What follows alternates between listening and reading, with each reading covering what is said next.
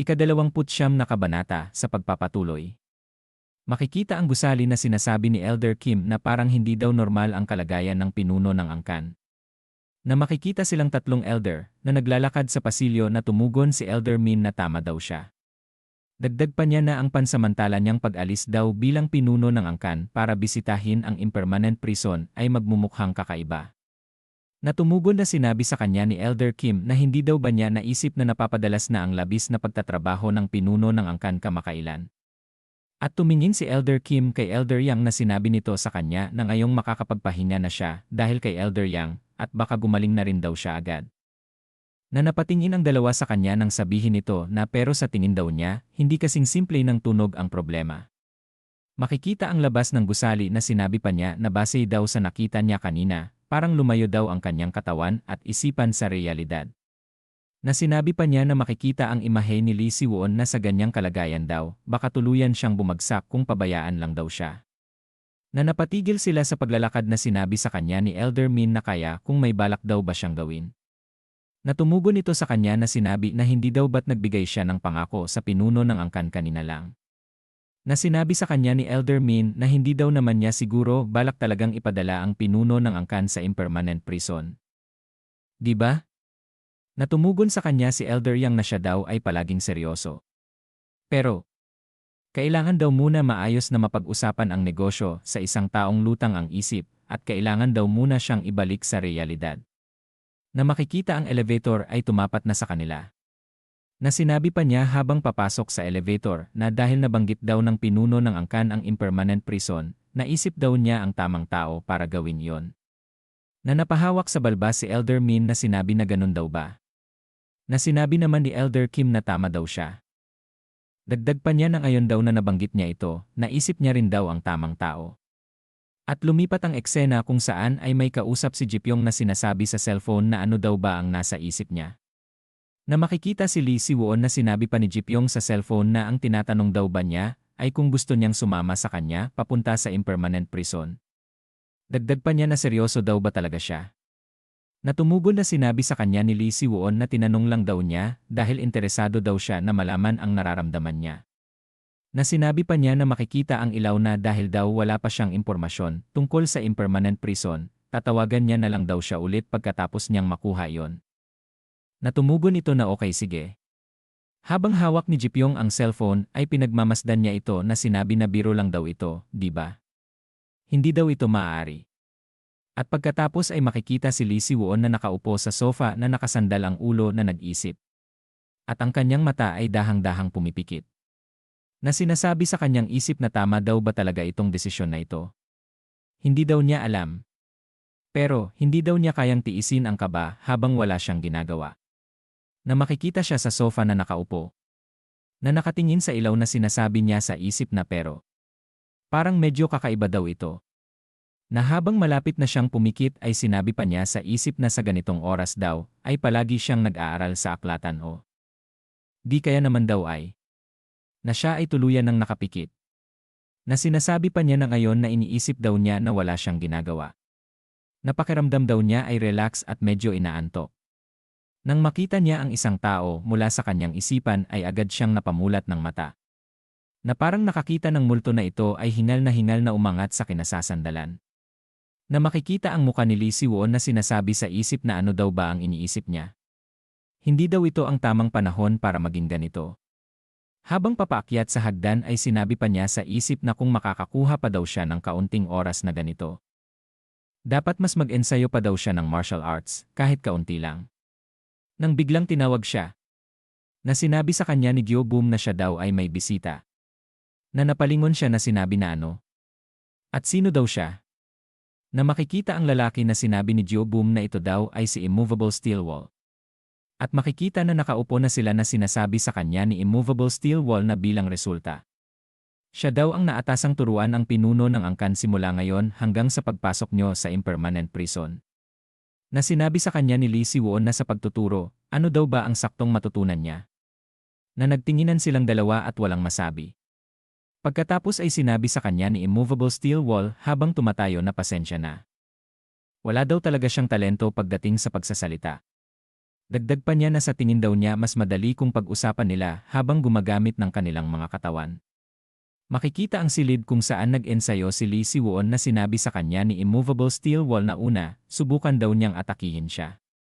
At pagkatapos ay pag-aralan daw niya ang pagtuturo sa pinuno ng angkan pagkatapos niyang mapagmasdan yon. Na makikita ang muka ni Lee Si-won na sinabi niya na medyo biglaan daw ito. Para isipin na mag-sparring daw sila.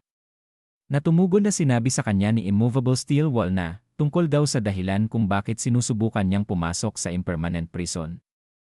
Ito daw ba ay dahil kay Go Mo-ryong? Na nakatingin lang sa kanya si Lee Si-won. Sinabi pa niya na nang dinala daw ba ng Shinyop clan ang impormasyon tungkol kay Kang Sung at sa impermanent prison. Napagtanto daw ba niya ang impermanent prison ay isang lugar kung saan nakalagay ang lahat ng mapanganib na tao sa Murim. Sinabi pa niya habang makikita si Lee Si-won na at naisip daw ba niyang makakakuha siya ng impormasyon tungkol kay Go Mo-ryong doon dahil katulad siya ng mga naroon. At pagkatapos ay sinabi sa kanya ni Lee Si-won na siya daw ay nang biglang sabihin pa sa kanya ni Immovable Steel Wall na wala daw siyang pakialam sa intensyon ng pinuno ng angkan. Na sinabi pa niya habang makikita ang muka nito na ang mga utos daw na natanggap niya ay para lamang ipagbawal ang isang hindi kwalipikadong tao na makapasok sa impermanent prison. At iyon daw ang esensya ng pagtuturo na ipapakita niya sa kanya. At makikita ang silid na sinabi pa na kung kaya daw niya siyang talunin ngayon, tapos na daw ang pagtuturo dito. Na sinabi pa niya kaharap si Lee Si-won na pero kung hindi daw niya magawa, kakailanganin daw niyang dumaan sa isang medyo nakakaboring na leksyon. Na tumingin sa kanya si Lee Si-won na sinasabi na okay sige, naiintindihan daw niya. At pagkatapos ay naghanda na siyang umatake kay Immovable Steel Wall. At makikita ang mata nito na tumingin sa paa ni Lee Si-won. Na biglang makapal na usok ang makikita sa lugar na pinagsasanayan nila. Mula sa usok ay makikita si Immovable Steel Wall na nakakrus ang mga kamay. Habang si Lee Si-won ay nilampasan siya. At nagulat siya na napatingin kay Immovable Steel Wall na nakatayo pa din at sinabi niya sa kanyang isip na na-block daw niya lahat iyon. Nang hindi man lang umiwas. Na makikita ang likod ni Immovable Steel Wall na sinasabi pa niya sa isip na hindi daw ba talaga siya naapektuhan. Sinabi pa niya na kung ganun, aatakihin daw niya siya ng mas malakas na strike. At pagkatapos ay makikita ang liwanag. Na si Lee Si-won ay napatilapon sa ere na kanyang ikinalaki ng mata. At pagkababa ay patuloy siyang umaatras. Na sinasabi sa isip habang makikita ang muka na nagkamali daw siya. Ang akala daw niya magiging mabagal ang mga galaw niya dahil sa laki niya. Na makikitang nakatayo lang ito na nakatingin sa kanya. Makikita ang muka ni Lee Si-won na sinabi sa kanya nito na kung magpapatuloy daw siya sa pakikipaglaban ng ganyan kasimple, kalimutan na daw niya si Go Mo-ryong at matatalo lang daw siya ng mga mababang ranggo na eksperto sa impermanent prison. Na makikita ang mata ni Lee Si-won na tumingin sa kanya ng seryoso. At pagkatapos ay nagkatinginan. Silang dalawa ng seryoso. At pagkatapos ay naglabas ng enerhiya si Lee Si-won na sinasabi na naiintindihan daw niya. Kung ganun daw ang sinasabi niya, lalabanan daw niya siya ng maseryoso. Na nakatingin lang sa kanya si Immovable Steel Wall. At lumipat ang eksena kung saan si Elder Yang ay may kausap sa cellphone na sinasabi na nagsimula na daw siyang mag-sparring pagkadating pa lang niya. At gaya daw ng inaasahan mula kay Immovable Steel Wall. Habang makikita si Jo-boom ay sinabi pa ni Elder Yang na sayang. Kung wala lang daw sana siyang mahalagang pulong, pumunta daw sana siya para manood. Na napasabi sa kanya si Jo-boom na Elder Yang, hindi daw bagay na sabihin niya yan habang tumatawa. Makikita ang bahay na sinasabi pa ni Jo-boom na sa ilang sandali daw, ang mga tunog ng sagupaan ay unti-unting lumalakas na naririnig na rin sa labas ng sparring room. Na sinabi pa niya sa cellphone na bukod pa rito, ang martial arts ng pinuno ng angkan ay naging mapanganib na matalas kamakailan. Kung mamaliitin daw niya siya. Na sinabi sa kanya ni Elder Yang na ano daw ba ang pinoproblema. Makikita ang sinasakyan ni Elder Yang na sinasabi pa niya na wala daw ba siyang alam dito. Kung paano nabuo ang alamat ng Immovable Steel Wall. Natumugon sa kanya si Jo-boom na alam niya rin daw yon, pero nang sabihin sa kanya ni Elder Yang na huwag daw siyang mag-aalala tungkol dito. Hindi daw babagsak ang Immovable Steel Wall. Na sinasabi pa niya habang makikita ang labanan nila Lee Si-won at immovable steel wall na sa halip, mas matinding pagkadismaya daw ang mararanasan niya habang lalo niyang hinahamon ito. Na makikita ang paa ni Lee Si-won, na nagugulat sa mga nangyayari na napasabi sa isip na imposible daw ito. Wala ni isang atake daw ang tumama sa kanya. Na makikita ito na nakakrus ang mga kamay na sinasabi pa ni Lee Si-won sa isip na literal na siya ay isang steel wall. Higit pa roon, hindi siya gumalaw kahit isang hakbang mula sa lugar na yon simula nang magsimula ang sparring. At pagkatapos ay sinabi niya kay Lee Si-won na kung ganon, kalimutan niya na daw si Go Mo-eun-ryong at matatalo lang daw siya ng mga mababang ranggo na eksperto sa impermanent prison. Na makikita ang mata ni Lee Si-won na sinasabi sa isip na hindi daw ito maaari. Sa ganitong paraan daw, makakakuha lang daw siya ng parehong resulta kung aatake siya gamit ang kaparehong lakas. Na sinabi pa niya na kung ganun, na tumingin sa kanya si immovable steel wall na nagtataka. Na makikita si Lee Si-won na huminga ng malalim. Na naghanda na namang umatake. Na makikita ang kanyang mga anino na pasugod kay immovable steel wall na nakatayo lamang. At ang kanyang kamao ay mahigpit niyang pinatigas. Na makikita na siya ay nagipon ng enerhiya. Na tumingin kay immovable steel wall na sinabi niya sa kanyang isip na tatapusin niya na daw ang laban gamit ang pinakamalakas na atake. Na makikita si immovable steel wall na napangiwi ang bibig na sinasabi niya na medyo delikado daw yan. Na nakatingin pa din sa kanya si Lee Si-won na lumiliwanag ang muka na ibinato na niya ang naipong lakas na tinatawag niyang Chaotic Heaven's Destruction Strike. At dito na po nagtatapos ang ika-29 na kabanata.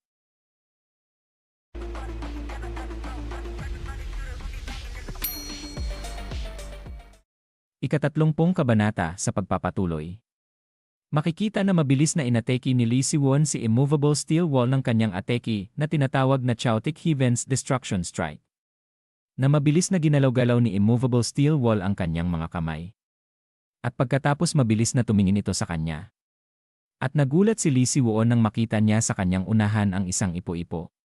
Na makikita ang kanyang kamao na pinipilit na makapasok. At ilang saglit pa ay makikita ang kanyang kamao na unti-unting pumapasok. Na makikita si Lee Si-won na nahihirapan. Na makikita ang kanyang kamay ay nakapasok sa ipo-ipo na tuluyan na itong nakapasok. At pagkatapos ay makikita ang kamao niya na naharang ng mga palad ni immovable steel wall.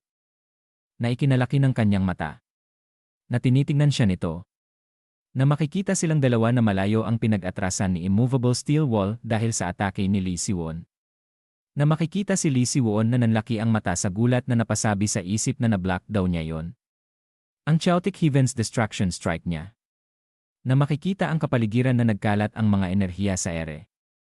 Na napalingon sa kanyang likod si Lee Si-won na sinabi sa kanyang isip na ito daw ay. Na makikita ang makapal na usok sa paligid habang makikitang naharang ang ginawang atake niya ni immovable steel wall. Na napahinga ito. Na sinabi pa niya habang inalis na niya ang pagkakasalo sa kamao ni Lee Si-won na medyo maganda daw ang suntok na yon. Sinabi pa niya habang makikita ang muka niya na pero malayo pa rin daw sa kanyang pamantayan. Sinabi pa niya habang tumagilid na sa tingin daw niya, dapat niya munang isantabi ang ideya tungkol sa impermanent prison. Na tumingin sa kanya si Lee Si-won. Na habang papaalis si immovable steel wall ay sinabi niya dito na sandali lang daw. Daisan. Adjust. Ano daw yung martial art na yon kanina? At paano daw niya yun nagawa? Natumugon sa kanya ito na sinabi na ito daw ay isang modipikasyon ng martial arts ng Sanwoo clan. Na napasabi si Lee Si-won. Na hindi pwede. Imposible daw ito. Na sinabi pa niya habang makikita ang nasirang sahig na hindi daw ba't ang martial arts ng Sanwoo clan ay kilala sa pagiging magaan at mabilis. Pero bakit siya daw ay halos hindi gumalaw? At ang martial art daw na iyon ay mabagal at mabigat. Na makikita ang dalawa na nakatingin si Lee Si-won sa kanya habang ito ay tahimik. Na makikita ang muka ni Lee Si-won na sinabi sa kanya nito na kung interesado daw siya sa martial arts niya, ituturo daw niya ito sa kanya. Na sinabi sa kanya ni Lee Si-won na ituturo mo sa akin. Yung martial art na yon? Na tumugon na sinabi sa kanya ni immovable steel wall na oho. Hindi daw ito gaanong mahalaga pagdating sa martial arts. Na sumagot sa kanya si Lee Si-won na pero sa pagkakaalam daw niya, ang isang personalized na martial art ay may espesyal na halaga para sa isang Murimin. Na sinabi sa kanya habang makikita ang sparring room na lahat daw ng martial arts ng Sanwu clan ay pag-aari ng pinuno ng angkan. Kaya't kung nais daw ng pinuno ng angkan na matutunan ito, palagi niya itong matutunan kahit kailan niya gusto. Na sinabi sa kanya ni Lee Si-won na kung ganoon. Gusto ko itong matutunan. Ngayon na. Na nagulat sa kanyang narinig na sinabi sa kanya ni Immovable Steel Wall na naintindihan daw niya. Kung ganoon, ang una daw niyang gawin ay pumunta sa kanyang kama at matulog pagkatapos maligo. Na sinabi pa ni Lee Si-won habang makikita ang silid na teka. Hindi ba't sinabi mo na ito ay pagsasanay? Natumugon sa kanya si Immovable Steel Wall na sinabi na tama. At sa ngayon daw ay mukha siyang masyado balisa at nerbiyoso. Na sinabi pa niya na makikita na nakatingin sa kanya si Lee Si-won na sa ganyang kalagayan, walang pagsasanay daw na posible. Sinabi pa niya na kaya't una, maligo daw siya, at pagkatapos ay magpahinga ng mabuti sa kanyang kama. Yan daw ang simula ng pagsasanay. At pagkatapos ay lumipat ang eksena kung saan makikita ang school. Na sinasabi ni Kang Haji na ang simula daw ng pagsasanay ay nagsisimula daw sa paglipat ng key sa kanyang lower key center. Agad itong dadaan sa middle key center, at pagkatapos dumaan sa curve pull point, kontrolin ang agos papunta sa stiff neck point. Nahawak ang cellphone na sinasabi pa niya na ano daw bang sinasabi nito. Nakasulat daw ba talaga ito sa Korean? At biglang isang tao ang nakita siya na sinasabi na anong ginagawa daw niya dito sa ganitong oras. Na ito pala ay si Miss Sera na sinabi sa kanya ni Kang Haji na Miss Noona Sera hindi daw pala kundi Chairwoman. Bumalik na daw pala siya. Sinabi pa niya na halos sumuko na daw siya sa kakahintay dito dahil sobrang huli na daw niya. Na tumalikod si Miss Sera sa kanya at sinabi na kung ganon. Pwede ka na lang sumuko at umuwi. Dahil gabi na, kung may gusto kang itanong, bukas na lang. Na napasabi sa kanya si Kang Haji na sandali lang. Kailangan ko lang ng saglit. At mabilis na lumapit si Kang Haji at ipinakita ang cellphone sa kanya na sinasabi na pakitingnan mo ito. Siya daw ay isang napakahalagang tao kay si Won Hyung. Na makikita ang babae sa cellphone na sinabi sa kanya ni Miss Sera na sino ba talaga ang taong ito at napakahalaga siya kay si Won. Na sinabi sa kanya ni Kang Haji na makikita ang muka ni Miss Sera na hindi mo alam? Siya daw ang school nurse na pansamantalang nasa ating paaralan noong nakaraang taon. Na nakatingin lang si Miss Sera sa cellphone na pinagmamasdan siya ni Kang Haji. At nagulat siya nang marinig niya ang sinabi sa kanya ni Miss Sera na naiintindihan ko. Kaya ito daw siguro ay impormasyon na ibinigay ni Elder Yang. Tungkol dyan. Anyway, congratulations. Na sinabi pa niya habang papaalis na isang ordinaryong estudyante ay nagawang maging ganap na subordinate ng isang sikat na murim na Sanwu clan elder. Na sinabi sa kanya ni Kang Haji na hindi yan. Ito daw ay isang utos na kinuha ko dahil sinabi ng Mr. na tuturuan niya ako ng martial arts. At sinigaw pa niyang sinabi na gusto kong maging mas malakas agad para makatulong kay si Won Hyung. Dagdag pa niya na pero sabi daw sa kanya ni Mr. na alam niya ang paraang iyon. Lumingon sa kanya si Miss Sera na sinasabi pa niya na buwisit. Hindi ko alam kung bakit nagbibigay ako ng ganitong palusot. Pero kung alam mo kung nasaan ang taong ito, pakiusap sabihin mo na lang sa akin. Pagkatapos, uuwi na lang ako nang hindi ka na ginugulo. At huminga ng malalim si Miss Sera na sinabi sa kanya na hindi mo pa rin ba napagtanto.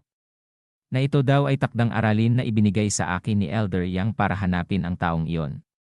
Na nagulat na napatingin sa kanyang cellphone si Kang Haji na sinabi niya na ano. Sinabi pa ni Miss Sera sa kanya habang makikita ang school na nagbigay daw si Elder Yang ng pahiwatig sa impormasyong hindi daw niya napansin. At kahit na medyo tuso daw ang kanyang mga pamamaraan.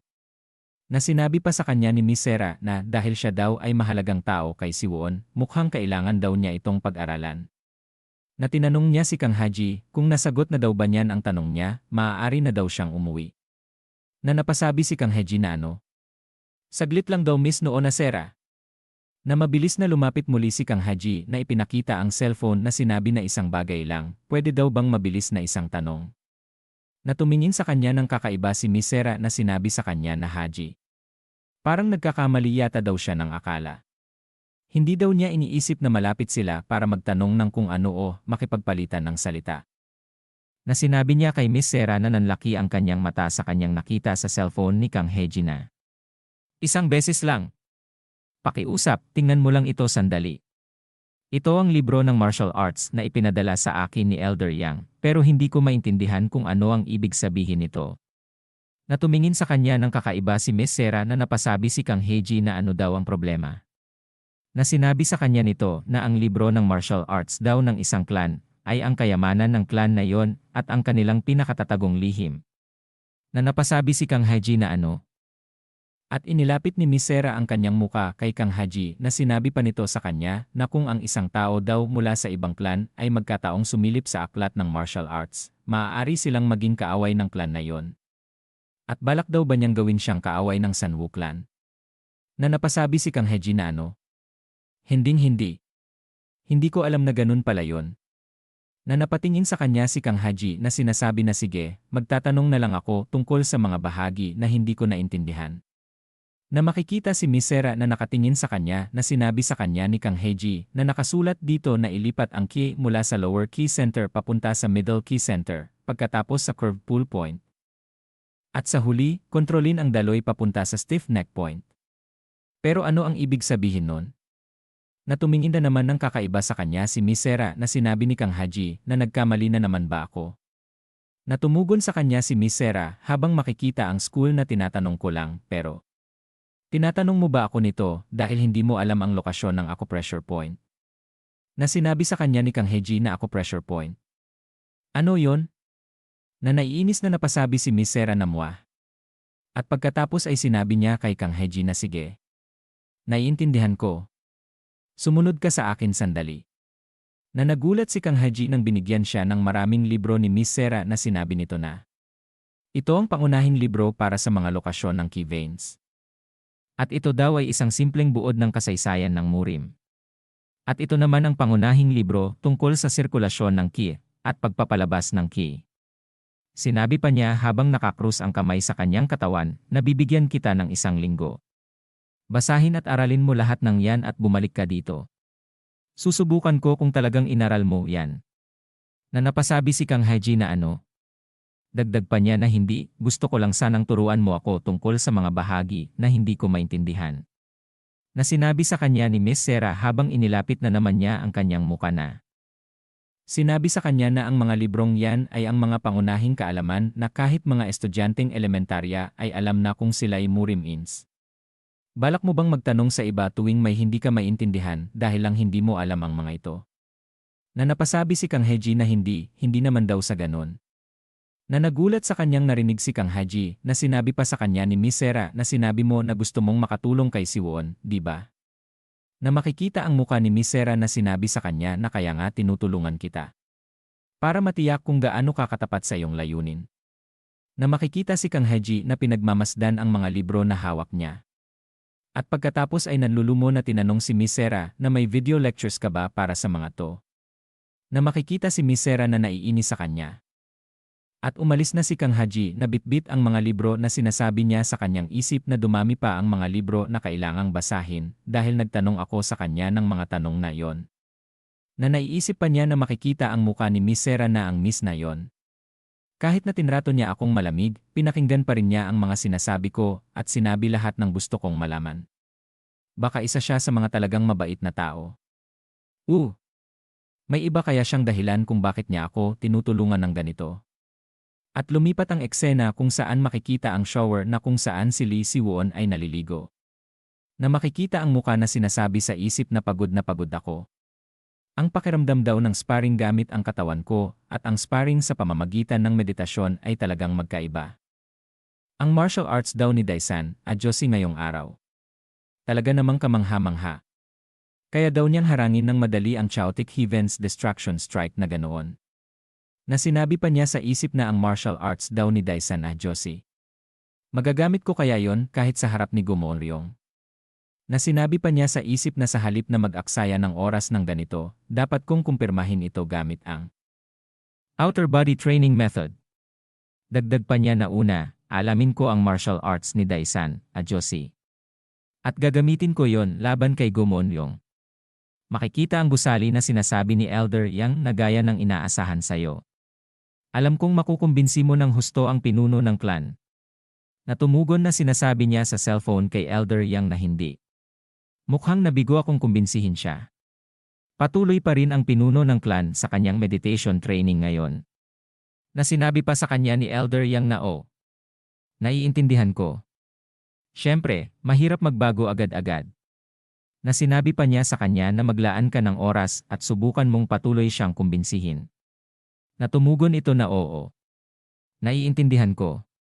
Na napatingin ito kay Gyuboom na sinabi niya sa kanya na may bagay bang gumugulo sa isip mo. Natumugon ito na meron daw. Makikita ang bahay na sinabi niya na naalala ko lang ang panahon noong bumisita si Elder Yang dati. Na nagtatakang tumugon ito na Elder Yang. Na sinabi sa kanya nito na oo. Noong panahong iyon, nakita ng pinuno ng clan ang martial arts ni Elder Yang ng isang beses at agad-agad itong kinopya at natutunan.